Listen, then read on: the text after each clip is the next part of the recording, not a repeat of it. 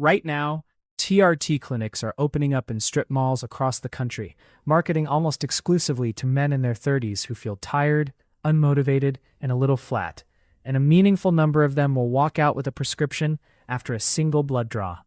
Here's what almost none of them are asked first. How did you sleep this week? That question matters more than it sounds like it should. A landmark study out of the University of Chicago put healthy young men through 1 week of restricted sleep, just 5 hours a night, and measured their testosterone before and after. The drop was 10 to 15%. Researchers described it as roughly equivalent to 10 to 15 years of aging, hormonally, from 1 week of bad sleep alone. Quick note before we go further. I'm not a doctor, this isn't medical advice, and I'm not telling you TRT is wrong for you. Some men have genuine diagnosed hypogonadism and legitimately meet it. This video is about a free variable worth ruling out first, before assuming your only option is a prescription. Here's a quick honest question for you before we get into the science. No wrong answer, I'm just curious. How many hours of sleep did you actually get last night? Drop the number in the comments, I'd genuinely like to see the range. Testosterone replacement therapy prescriptions have risen sharply in the US over the past decade, and a growing share of that increase is coming specifically from men in their 30s and 40s, a demographic that, historically, wasn't the primary population TRT was designed for. The symptoms driving this boom are familiar: low energy, reduced motivation, harder time building or keeping muscle, lower libido, a general sense of running on empty. Those are real symptoms, and real low testosterone is a real treatable medical condition. But here's what a lot of the current TRT conversation skips entirely. Testosterone isn't a static number. It follows a daily rhythm, it responds to how much and how well you sleep, and a single blood draw, especially one taken without asking about recent sleep, can catch a temporary, reversible dip and label it as a permanent condition. So before assuming a low number on a lab report means you need lifelong injections, it's worth asking a more basic question. What if the number is real, but the cause isn't what everyone assumes? That's exactly where this one specific study becomes so important, because it isolated sleep as a single variable, with nothing else changed.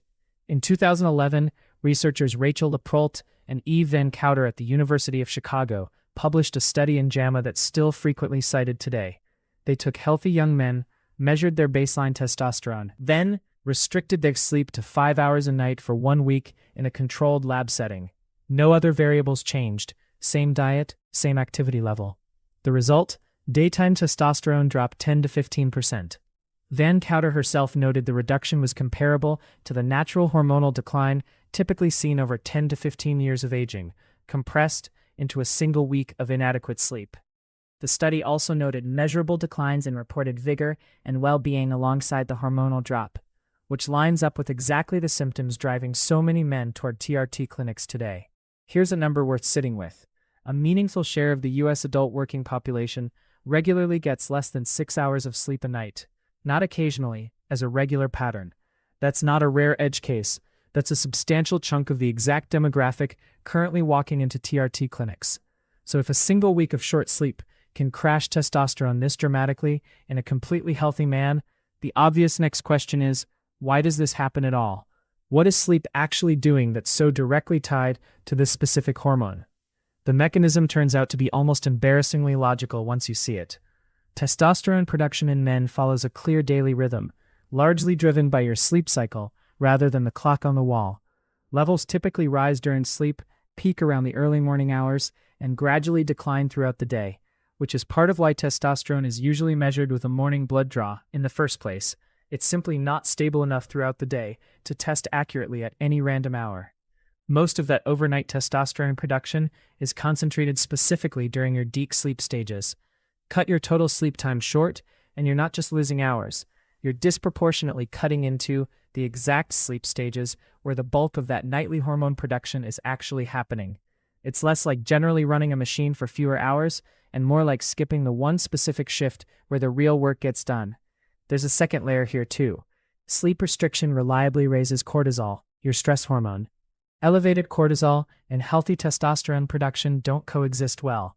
Your body has limited resources for hormone production broadly, and under sustained stress signaling, testosterone synthesis tends to take a back seat. Put those two mechanisms together, and short sleep isn't just feeling tired, It's actively working against the exact hormone system men chasing TRT are trying to optimize. Which raises the practical question this whole video is really building toward. If sleep is doing this much damage, how much sleep actually fixes it? And is it really that simple? I want to be careful here, because it would be easy to oversell this. This research doesn't mean TRT is unnecessary for everyone, and it doesn't mean every case of genuinely low testosterone is secretly just a sleep problem. Men with clinically diagnosed hypogonadism, a real persistent deficiency confirmed across multiple properly timed tests, have a legitimate medical condition, and TRT can be genuinely life-changing for them. What this research does mean is narrower but still important. If you're a man in your 30s or 40s who got a single low testosterone reading, and you've also been running on 5 or 6 hours of sleep for weeks or months, that combination should raise a real question before jumping straight to a prescription.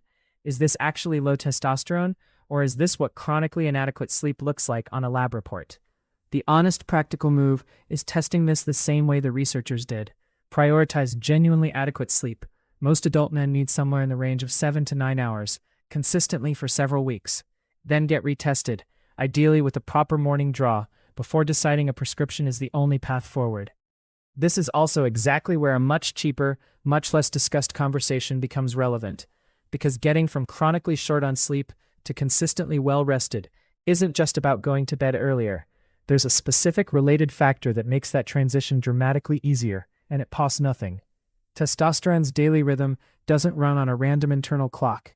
It's synchronized by the same circadian system that morning light exposure helps set. Getting genuine daylight early in the day helps anchor that rhythm, which supports the kind of consistent, deep sleep architecture where the bulk of nightly testosterone production actually happens. Not just more hours in bed, but better timed, more effective ones. Practically, that means 3 things matter more than any supplement or gadget.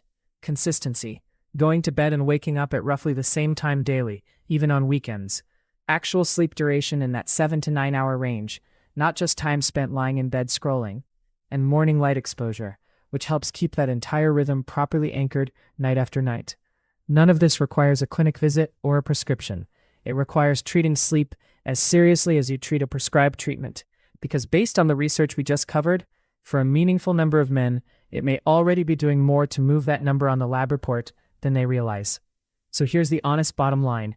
If you're a man in your 30s feeling tired and considering TRT, that fatigue is real and worth taking seriously.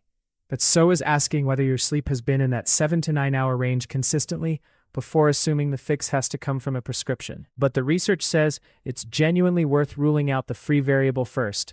If this changed how you'll think about your next tired morning, subscribe. I break down what the science actually says. No fluff, no fear-mongering.